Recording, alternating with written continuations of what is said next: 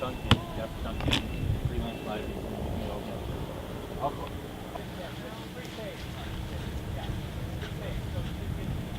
Standing where once was home, the foundation line, as you can see, are really all that is left. There is destruction. We ran around in these woods, ran around everywhere, friends, family, and now it's all gone. So it's heartbreaking. It's going to take a long time to build it back up, but I think with everybody still sticking together, we'll get it done.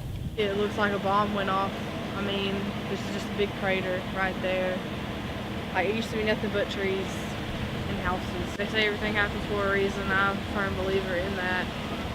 We just gotta pray for the people that lost loved ones, pray for the community. We're all gonna come together.